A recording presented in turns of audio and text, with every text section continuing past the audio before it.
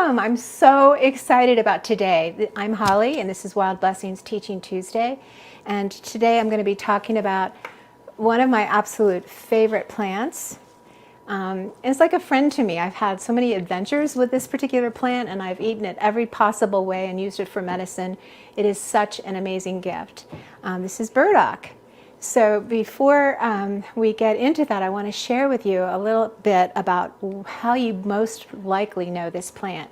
Farmers hate this plant, sheep herders hate this plant because of the burrs. They're famous for the burrs, and they have these little hooks on them, and it's just the ingenious way of seizing onto you so that you will spread through your pant leg or through your dog fur or whatever these seeds far and wide to begin the life again, because it is such a gift. So there's a lot of blessings to this burry plant, and we're going to delve into that today. Let me read a scripture first. This is such a cool verse. It's in Psalms 24, and in verse 30 it says, I passed by the field of the sluggard and by the vineyard of the man lacking sense.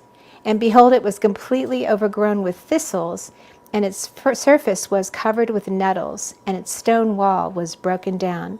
And when I saw, I reflected upon it. I looked and received instruction, a little sleep, a little slumber, a little folding of the hands to rest, and your poverty will come as a robber, and your want like an armed man. So burrs and thistles may seem like a curse as described in those verses above, but to an herbalist or a wild woman like me and like you guys who appreciates the hidden blessings in burrs and thistles and nettles, they're kind of celebrated.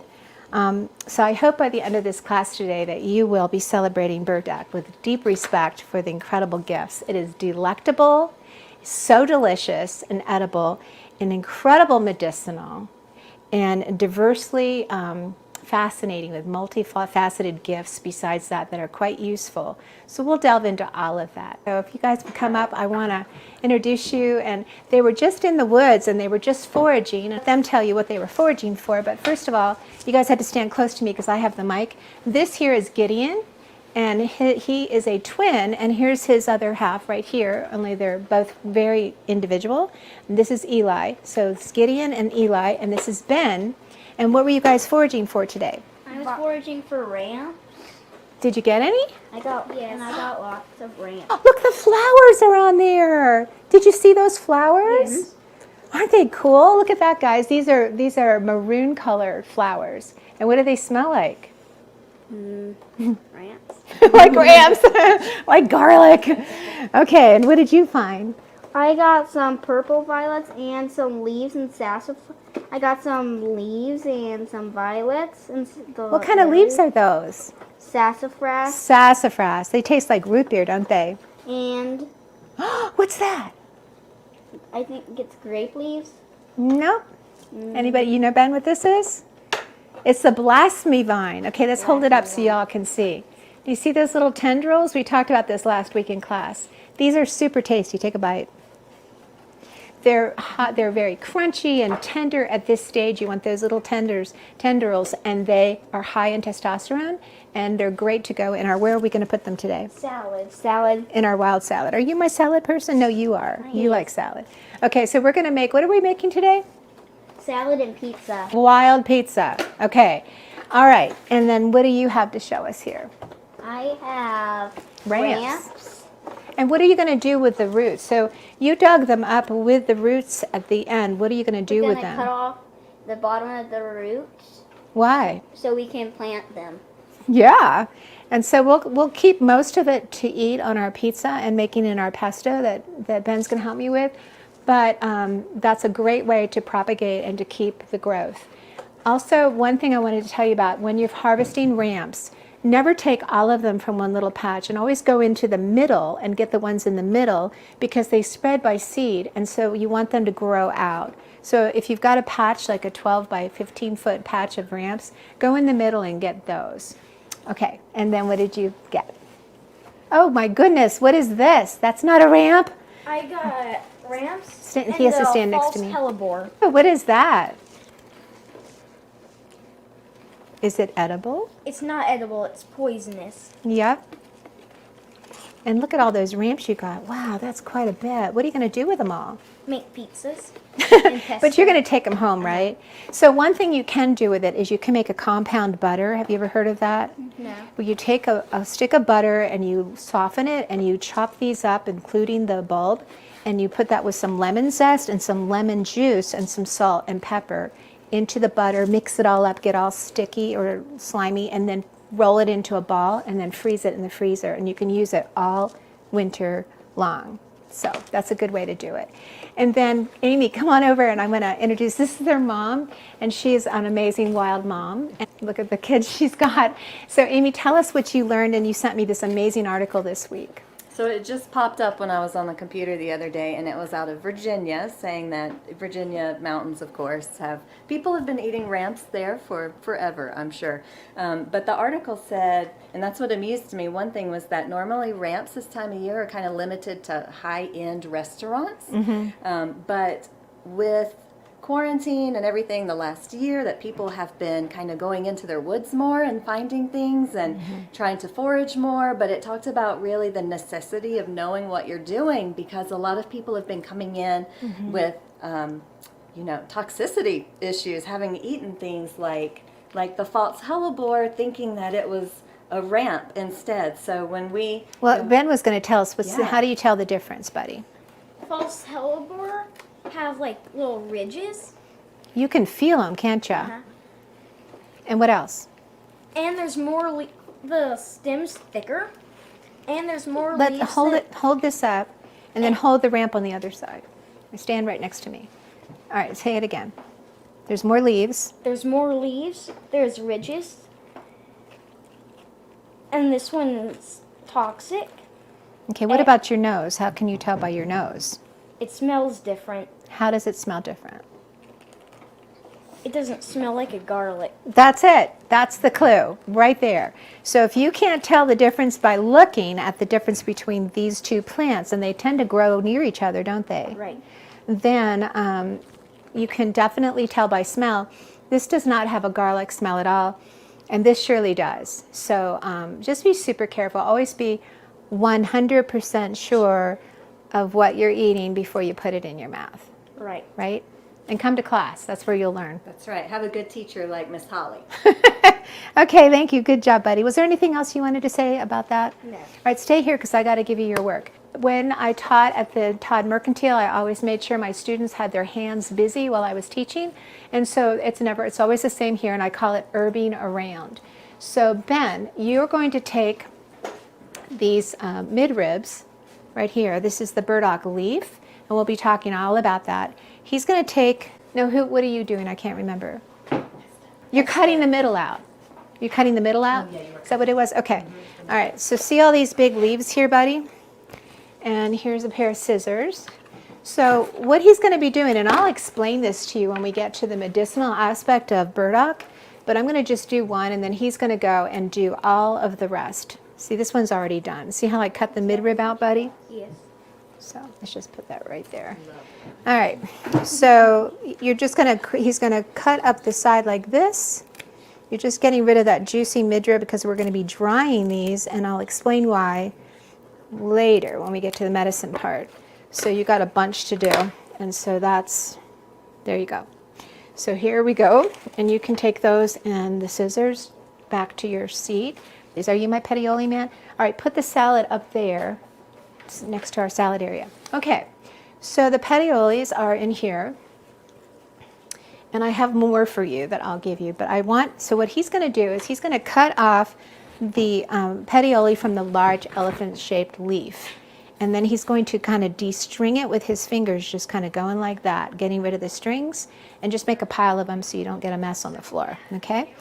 And then I've got more when you're done with the ones you're doing there. You're going to chop them up really small, like I showed you earlier. Okay? See, what are you doing? Brine spice. Cleaning the root. I just dug this one up this morning. He's going to go in the bathroom, and I've gotten rid of most of the dirt, but he's going to scrub it really well, and then he's going to bring it back and chop it up for us. And then Amy, dear, we're going to be making pepperoni today out of burdock root. So I have all of the spices that I want her to mash up in my mortar and pestle. And so there's like ground mustard, and there's chilies, and there's paprika, a little bit of sugar, sea salt, onion powder. No, I used anise. And all these different flavors we're going to be mashing together, and we're going to be adding that to our burdock. Okay. We always start with tea, and our tea today is going to be related to burdock because that is what we're going to be having fun with and working with. Got my water's hot, and inside of my kettle I put some Dandy Blend. And Dandy Blend is an amazing blend of edible roots. So there's dandelion root, and there's burdock root, and there's chicory root. There's also some rye grains, and it makes this delicious flavor. So inside of this, I'm going to add some things. So I drink this every morning. I shared this at a class a while back, but I wanted the kids to try because it's so good. So I'm going to add a little bit of turmeric, just because it's so good as an anti-inflammatory. I add a little bit of sole or sea salt that's made into an extract. And then for sweetening, do you like monk fruit? Is that okay? So I'm going to add monk fruit, which is really high or low in the glycemic index. So it's good for you. And then... Wait a minute, high or low? You said both. Low. Low, okay. Yeah. Yeah. And you guys can enjoy having some of this hot Dandy Blend. You're probably cold from being in the woods, huh? So I think that it's important to let food be your medicine and medicine be your food, and your drinks can be the same way. So a drink like this, a Dandy Blend, you can get it at Vitacost or Amazon, is going to nourish your cells, and it's going to be so enriching to your whole body to just stay at your optimal immunity. And so drinking something like that is great. You can make your own, and we'll be drinking some burdock water that we do from our decoction today just to try it. But for now, I just wanted you to know about that. So what did you guys think? Is it tasty? Ooh. Let us know. Okay, so Max didn't get to go foraging this morning. Yes, he did. Did he? Well, I showed them where to go. Oh, so and he was went out there with them. for a So while. he helped them to see where the ramps were located. Yep, and he jumped over his logs, didn't he? Okay. Okay. He just wanted to say good morning, that's all. Thank you. Okay, Ben, I need you, bud. We do a cooking demonstration. So like I told you all today, we're having a wild pizza, and we're going to be making the burdock root into pepperoni. But also we're having another pizza that's going to have a pesto base instead of a tomato base. Do you guys eat chickweed? Yes, we Yeah. eat it raw out of our garden. Oh, good. Well, it's kind of coming towards the end of chickweed season. It'll come back in the fall because it likes cool weather. But I'd like you to put about half of that into this. Go ahead and grab just a half. You can pull it apart and stick it in. And then we're just making a pesto. So we're adding all of that amazing nutrients from the chickweed.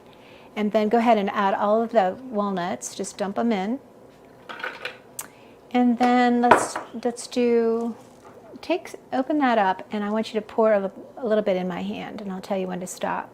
So this is a seasoning, a salt seasoning I made with Japanese knotweed, which has a little bit more, which has an amazing lemony tartness to it. I also added some lemon zest and some papaya seeds for the pepper. Okay, and then just pull this out and pour it until I tell you to stop. So now he's adding the Parmesan cheese. So if we wanted to add a little bit of basil flavoring, if you want that, you can just do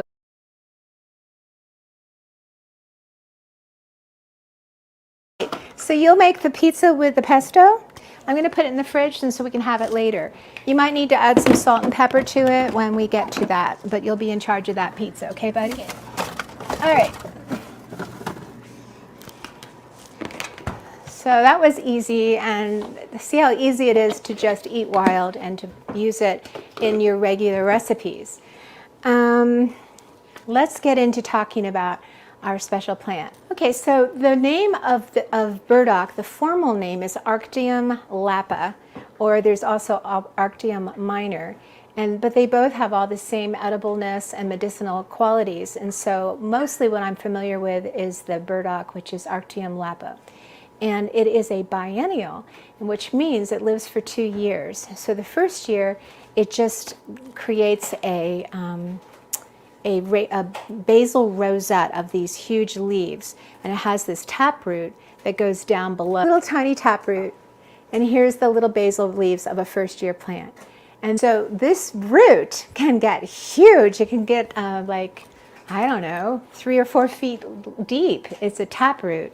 And here it is just splitting up, probably because there was some rocks or something in its way. But, okay, and then the petioles are the stems, and then see how large these leaves get from the first year plant. And the second year plant, thanks buddy, and you need to chop this up for me, in little discs like they're pepperonis. So we talked about its formal name, introducing you to my friend Burdock, is Arctium lapa. But it's got a lot of nicknames. So some of the nicknames are beggar buttons, and that has to do with their sticky little seed pods that have those hooks on them. Some other ones are gobo. The Japanese call it gobo because it's a delicacy in their cooking, their cuisine. Stick button and snake rhubarb, because those large leaves kind of do look like rhubarb. Now, rhubarb leaves are poisonous. So, but before discovering burdock's amazing qualities, the only thing I really knew it for is that my colleague, Skipper, would get these burrs in his fur, and it was just such a pain to get out. And I'm sure you'll all have that experience with that plant as well. And there was a man, his name was Dr.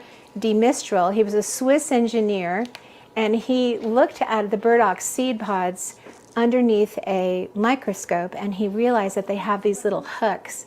And so he was the developer of Velcro, which came out in the 1950s, which replaced using zippers and straps for lots of things. So that was huge. So looking carefully at nature and seeing the function in nature can develop ideas for things you can create with those very simple functions as well.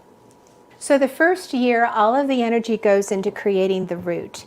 And that's when the root is the most tasty. And well, that's when you want to harvest it, is in the first year when it's a little rosette like this, and even gets larger. So all that first year, then the second year, the energy goes up the stalk into creating the flowers and the seed pods and the seeds, so that it can begin the process all over again. So you follow the energy. Now, I didn't know that when I first learned about burdock. I thought, oh my gosh, there's the burrs, there's the roots, I'll dig it up. So I did, and I got all the burrs in my hair, and it was this horrible experience. I was at my mom's backyard, and I thought, well, this is disgusting. And then they told me that the leaves were edible, and I tried the leaves, and they were disgusting too, and I thought, this is not a good plant.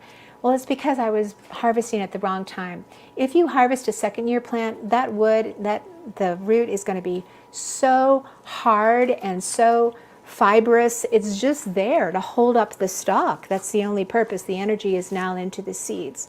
So it's important what time of year you harvest. It's all about going to seed and spreading the life far and wide. It has a way of seizing onto you. So let's talk about its appearance. So it has this large leaf. Dock means large leaf. And so a lot of people think, oh, yellow dock, that's the same thing. No, no, no. Yellow dock has a red midrib, and it also is really shiny in comparison. Do you see how fuzzy this is? And on the other side, it's gray. So just learn to really look at the plant, and we're going to be talking about drawing these plants, and Jason's going to teach a class on that coming up in June, so that'll be really fun. And then we look at the margin, and the margin is really ruffly. Do you see those ruffles? And it has kind of a palmate venation. So it's not parallel, it's like a hand.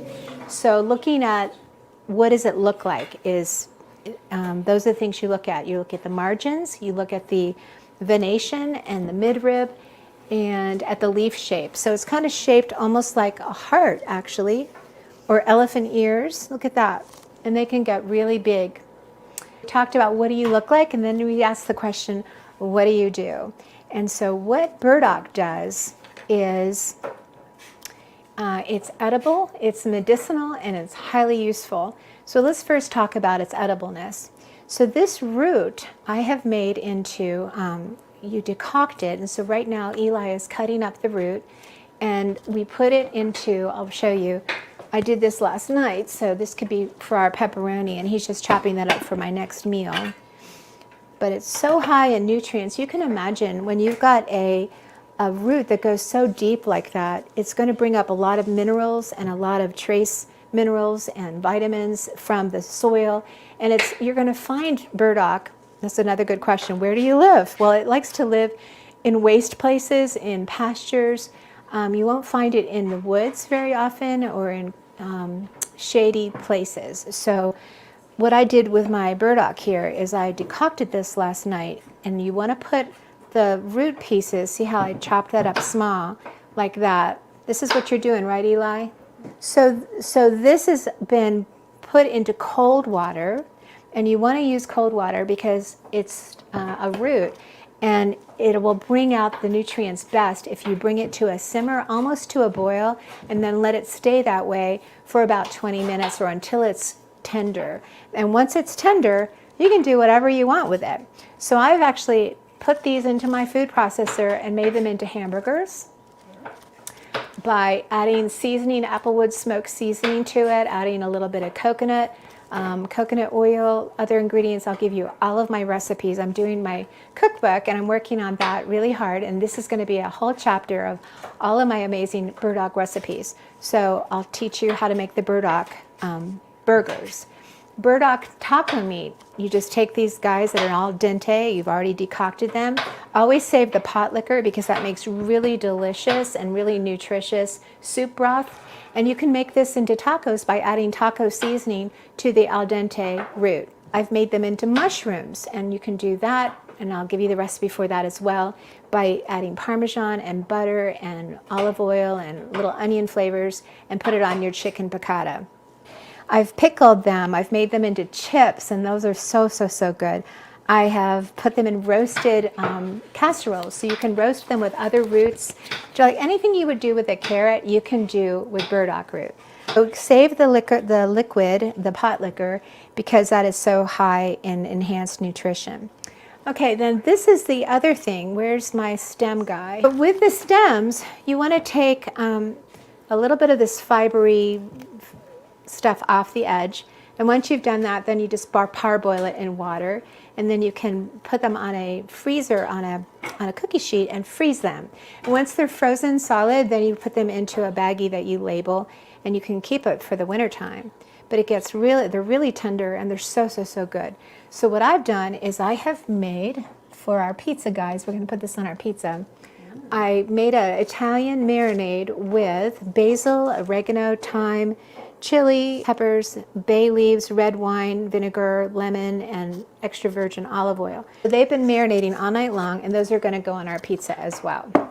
Those can be used like green beans, or you can pickle them, and they're so good.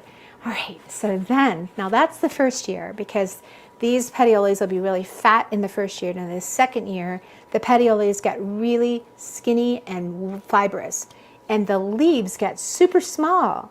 And but the stalk will be sometimes up to this tall, and it's very thick, sometimes 1.5 inches thick. And in the very middle of that stalk is this white area, and I've already pulled it out of this one. And I ate it raw last night. It's like the best artichoke. It's so good.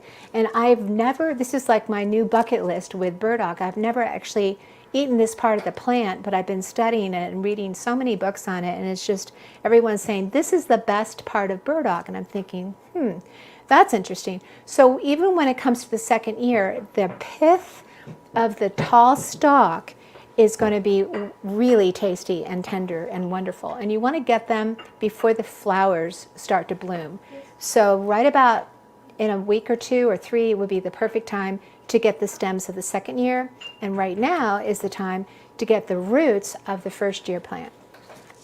Okay, so the stems and the stalks are not to be ignored either. All right, the Italians call it a major delicacy called cardoon, which means edible stem. And they collect the stalks and the stems in May. Okay, the leaves. All right, so the leaves, if you look in any books, it'll say the leaves are edible, but just take it from me, no, they're not. They are they're not edible. They are so bad. I don't think I could even disguise these leaves. But if you really are wanting to help your liver, it's the bitterness there helps with the digestive juices, and maybe I would put it in a stew or something, or chop it up really small, but it's really not very tasty, although it is edible. Okay, and the flowers. Now my mentor, Linda Runyon, she used to eat them, so I have a very hard time with that, and she's gone on to be with the Lord, and I can't ask her, how did you actually pull that off? But I honestly think what she did is she got them when they were in the bud stage before they had become bristly. Because once they're bristly, I can't even imagine consuming that. So I'm going to try it this year just for her, in her memory, but no, I don't think. I think there's enough that burdock offers that I'm not worried about that. Okay, so I've never really been that hungry that I wanted to try that. So let's talk about what else does burdock do. So I hope that you see all of these edibleness, like we made a coffee out of the root. Do you guys like that, the tea? It's delicious. Isn't it good? I like it that much. What? That's okay, I made soda for you. Wild soda. But we'll have that with our pizza. All right, so then let's talk about the medicinal aspects. Burdock is an alternative, which means it will absolutely shift whatever condition you have. I've been reading so much about this incredible book. I love Matthew Wood and his herbal wisdom. This plant, he just raves on and about how you cannot live with it if you've got diabetes, if you have kidney issues, bladder issues, if you have heart issues, if you are, if your liver is gunked up, if you're just kind of feeling like you have no strength and you feel like this is just too much for me, I can't handle it. Even emotions, then burdock is your ally. You're going to want this. So it's a powerhouse of healing awesomeness. This is a classic case of letting food be your medicine and medicine be your food. So the tastiest way to get your medicine is just to eat it like we've been talking about, but you can tincture it. And so I have done that, of course. I love to tincture things and love to herb around. And so we talked about moon cycles last week. And so today, starting at 3:20, is the beginning of the first quarter of the new moon. So that's the best time to start a tincture. To gather and start a tincture is in the beginning of the new moon, because it's going to wax and get stronger and stronger and pull on the moisture of the earth and the water on the earth, and it's going to cause a really powerful medicine. So I think it's best to follow the moon cycles, not just in gardening, but also in making medicine. So I made a really great tincture out of its root. I also made, it's amazing for your liver. And so if you've got skin issues like rashes or boils, or you have hair issues like dandruff or itchy scalp or something, then burdock is really what you want to help your liver, because if your liver is congested, it's going to show up in your skin. And so one of the best things ever for your skin health is burdock root. And for hair. So I made a burdock hair tonic by using extra virgin olive oil, and then I simmered it in a double boiler for an hour or so just to break down the cell walls. Yes, dear? Kimberly asked about the burdock. Can you eat either year's roots or just the second year? You can only eat the first year root, but let me explain. So some of the ones I dug up are heading into their second year. You could tell because of how large the basil rosettes were. And the little tiny one that I've been showing you here is just a brand new little guy. So you can eat this for sure, and you can certainly eat the basil rosettes that are large before it sends up its stalk. So I'm guessing that some of the ones that I harvested that were so large that Eli just cut up were starting their second year cycle. And that's fine, except once the energy has gone into making the root or the stalk, the root is no longer edible or medicinal. Barbara asked, is an alternative, Alterative, thank you, the same as an adaptogen? That's a really good question. I don't really know the answer to that.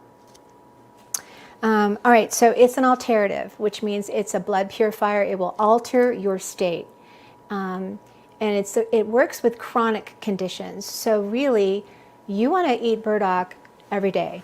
or use the tincture every day to help with just boosting all of your body systems. It's also a diuretic, so it will help to purge out the toxins that it has been your body's been holding in stasis. It's a diaphoretic. It's a bitter, very bitter. It's a demulcent, and we're going to talk about that in detail when we talk about what the Amish do with these leaves, because it's pretty amazing.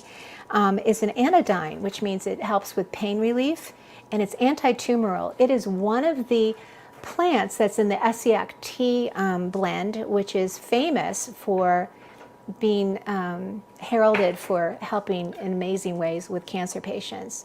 So I have a whole book on that if anyone's interested in borrowing that or just reading up on that. It is really, really powerful. It's a cell proliferant, and we'll talk about that in a minute as well. What's one of the reasons why using it as a Band-Aid is such a cool reason, and we'll talk about that. So let's see. It balances your hormones and your metabolism. It reduces inflammation, so if you've got rheumatoid arthritis, burdock. It lowers your blood pressure with its high concentration of potassium, which is a vasodilator, which relieves tension from your cardiovascular system and your veins. It controls diabetes with its high levels of inulin, and it lowers overall blood cholesterol, skin conditions like dandruff, eczema, psoriasis, rashes, burdock, okay?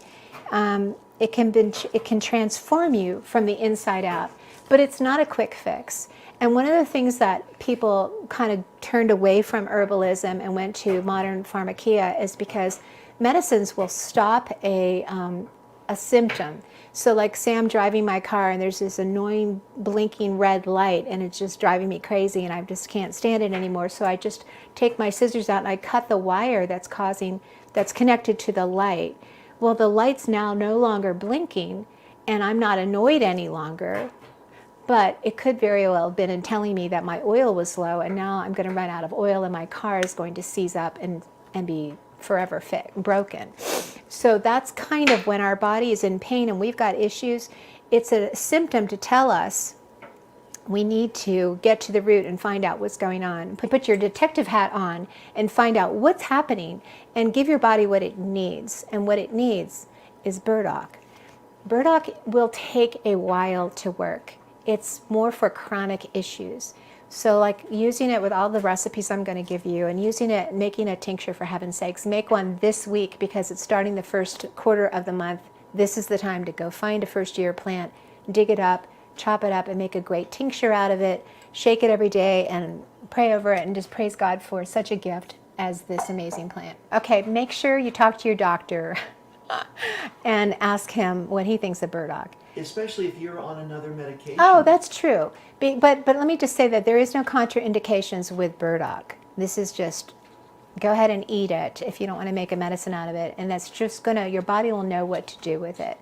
And yes, I am not a doctor and I'm not here to diagnose or prescribe, but this root has been used for centuries and centuries and was one of the key plants in the pharmacia of all, the Chinese people in Roman days and Greek days, etc., all the way up till the early 1900s. So it's really making a comeback now. Yes, dear? Someone else asked, I've been trying to grow burdock with not much luck. What type of soil is best for burdock and does it need full sun? Okay, that's a good question too. And we're going to get to that. Would you remind me? The question was, she's trying to grow burdock, which, good for you. That's amazing. Burdock has a really hard seed, and the seed needs to be stratified. So it needs to be planted in the fall, so it can go through the hot and cold stratification process, and also be nicked at by deer hooves and by whatever. It just needs to be broken down. One thing you can do if you're going to plant it in your garden and not stratify is you can take a pair of nail clippers but just clip it just a little tiny place, and that will help the little inside embryo come out and to germinate easier. You can also soak it before putting it in the soil. I like to just carry them around and spread them in places where I'd like them. Right now, I'm so excited. My burdock is growing on my leaf pile, which is really rich, wonderful soil. And so it's really easy for me to just dig up because it's not compacted. Usually it's a real challenge to dig up a burdock root, and there's some ways to do that, and I did a video on that, and I'll show that to you on Friday. So burdock externally is what I want to talk about next. So I've dried some leaves here, and this is what the Amish use for burns. They actually have them in their hospitals, and what they do is they collect them in their first year because that's when they're large. And that's who did that for me? Was it you that cut out the midribs? Can you bring those over to me, buddy? What he's done for me is he has given me all of these bandages.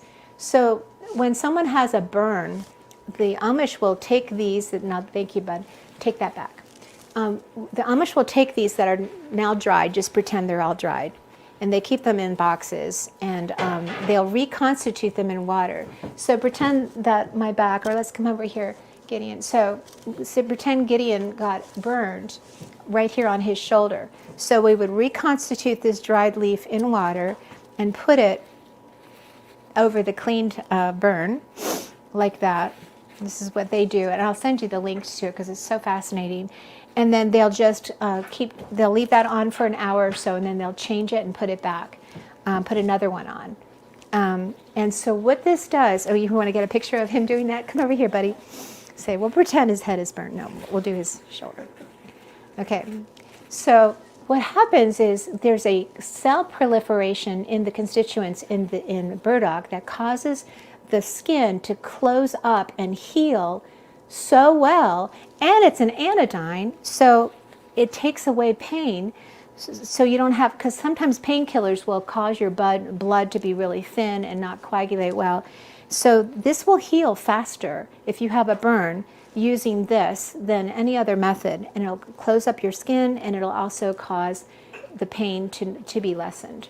So there's been testimonies of not having scarring as a result of using burdock for burns. So I think that's amazing. So I've got little bandages. These are all dried and ready to go. And, if anyone has a burn or whatever, let me know. I've got them ready for you. And you can also use the fresh leaves.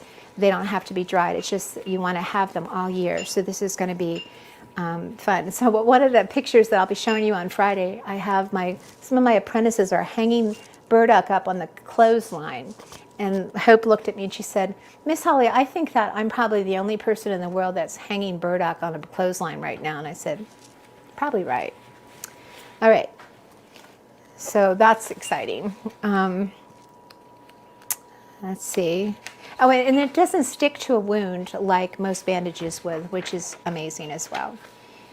So the seeds are also highly valued for their medicine, but they're a pain in the neck to get out. So until you've tried to get the seeds out of the burrs, you don't have a clue what I'm talking about, but it really, really hurts. And so one of the things you can do is you can put the burrs inside of a bag, like a paper bag, and roll over with your car tires to just break it up. And then just shake them into like a colander, and hopefully the seeds will fall through, and all of the really sharp sticky things that can really get into your skin and bother you will stay in the colander. If they do get into your skin and bother you, then use plantain, which has an amazing pulling action to make a poultice out of plantain, and that will pull the splinters out. So it is a challenge. I got that idea from herbalist Jim McDonald, and he recommends putting them in the paper bag, like I said, and running over them with your car. So let's talk about what else do you do. So your burdock is super edible, super medicinal, and I barely scratched the surface on the medicinal aspects of it. So just take my word for it and make a tincture and just start using it every day. And I'll give you the dosages that Matthew Wood recommends in his book. Okay, so let's talk about practical and useful. So let's see, here's one of our leaves. They're all cut, so it's hard for me to show. We'll just use here's one. Okay, so coming over here, Gideon. Okay, so Gideon, what do you think, just looking at this, you could do with this? Stand right next to Holly. So like say it's really hot and You can use it as a fan. you're sitting there in church and you're falling asleep and you've got a burdock leaf. Yep, you can use it as a fan. Absolutely. Sorry, come on over. So like say it's raining. What do you think you could do with Umbrella. it? An umbrella. Awesome. Okay, say you just want to dress up in a costume. Could you wear it as a hat? You could. Let's see. Say you're really hungry and you don't have a plate. Could you put your pizza on top of here? We're going to do that today. Let's see. Oh, let's say we didn't eat all the pizza, which we're going to eat all the pizza. But say we didn't, and you have a piece left and you want to take it home for Daddy. You wrap it up with it. Yeah, so this is what the colonists used as a baggie. They would just take these huge leaves, wrap it up, put some milkweed rope or nettle rope or something around that. And we'll be talking about how to make rope in another class, okay? So that's what people did before plastic. What else could we do with this? Say you've got a blister in your shoe and you're hiking the Appalachian Trail and your foot hurts and... You can put it in your shoe. Right, and what about remember I told you about the cell proliferant and how it will heal the skin? This could be a nice cushion. What about, say, you're walking your dog and you're in a nice neighborhood and you're not allowed to let the dog do his duty? What could you do with this? Let him do it on it. Well, we could try that, but like say the dog just did his thing, then, most clean people it up. use plastic bags to pick them up with. You could use this and grab it and throw it away that way. What do you think? But we live here in the mountains and we don't care. Our dogs just do it wherever they want and it stays there. What else can we do with this? Anybody else have another idea? I'm sure we have more. Let me see what I wrote down. I said fans, plates, hats, baggies, campfire cooking. So say you want to cook up some fish or something in the campfire, stick it inside of this and that's what people have been doing. I've never tried it. Teething, this is interesting. Okay, so this is incredible as a teether.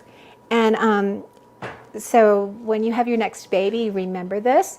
So this is a lot of indigenous people and wise women would give this to their babies to chew on, and they would get all of that nutrition as they're chewing, and it also, because it's an anodyne, which means it takes away pain, the baby's teething, it soothes their teething. So that's better than chewing on a piece of plastic, in my humble opinion. Defleeing pets. What? Deflee pets. Oh, deflea. Thank you.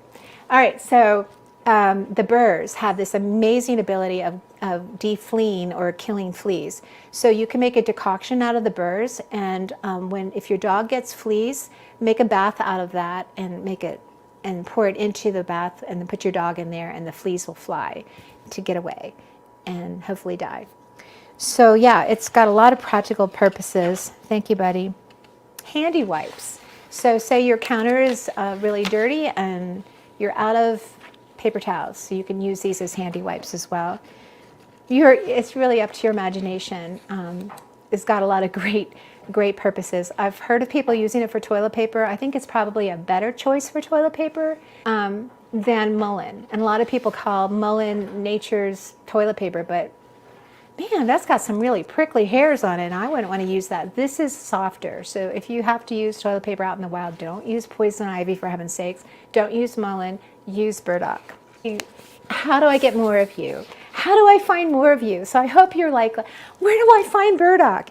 Well, if you have built a house, it'll be one of the first plants to come back because it's trying to heal the skin of the earth.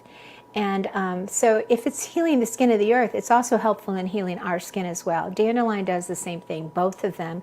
You'll find where skin of the earth has been disturbed. Be proactive. Gather some seeds or buy some seeds if you have to, but or dig up, like this would be really a smart thing to do. So this size, I've done this a lot.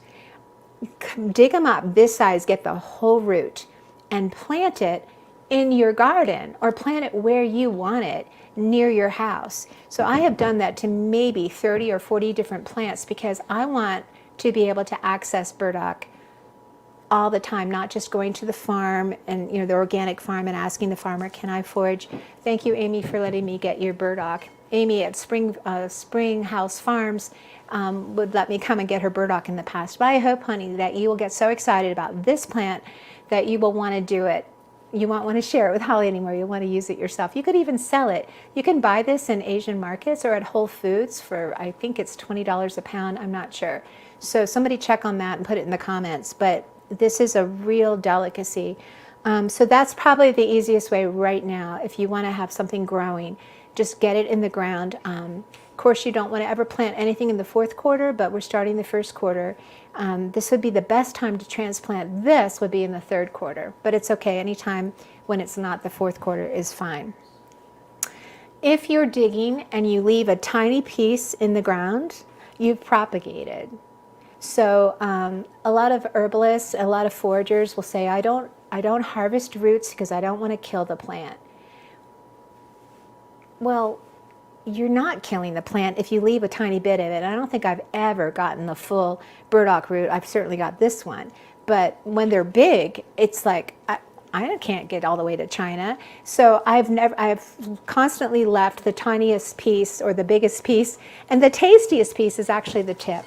So like the larger ones, the top part, the top 2 inches are not all that edible, but don't throw them out. Put them in your bone broth, put them in your stock pot because it's such good nutrition.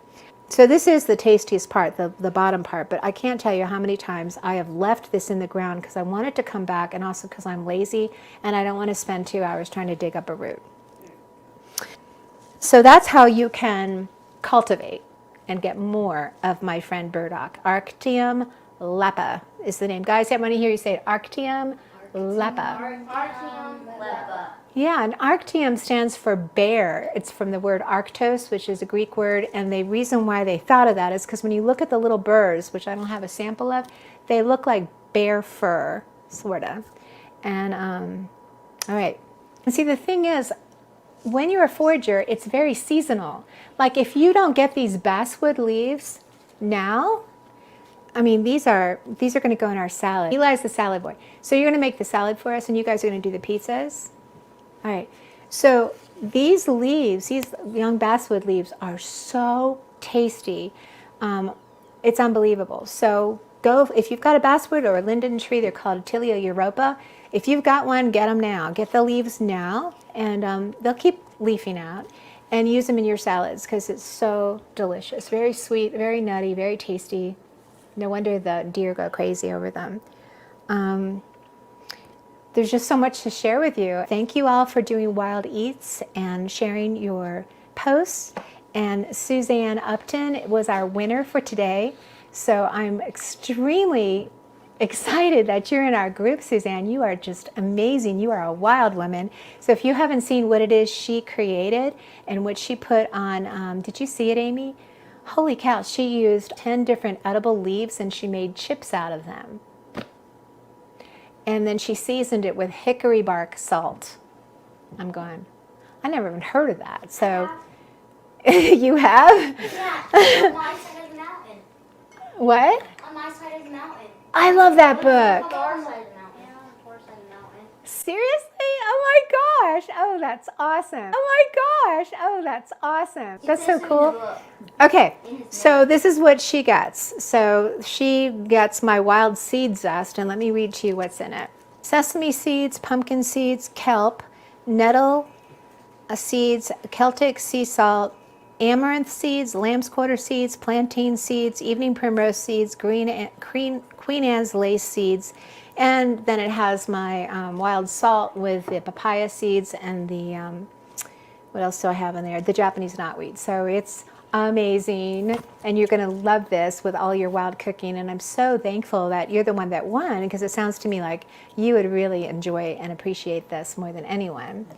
So I'm excited about that. Your homework for this week is to write a poem about burdock. So if you share that with me, whoever wins is going to get a burdock tincture with my wonderful medicine, the burdock medicine. So that will be a great gift. What do you have, buddy? Did you? Oh, he was one of my winners. So he did a poem. What did you do yours on? I don't remember. Dandelion. Dandelion. And what did you get? I got my dandelion medicine and a fruit roll. Don't tell them about the fruit roll-up. That was just for you. I don't usually give that to others. But yeah, I made a wild fruit roll-up or a fruit leather. Yeah. So, okay, well, I'm really excited that I got to introduce you to my dear friend Burdock. Thank you so much for joining me. And we'll see you on Friday. Anyone who wants to join me to see what it is I'm surfing for Nature's Wave this week, so you don't miss out. There's a lot happening. All right, blessings to you.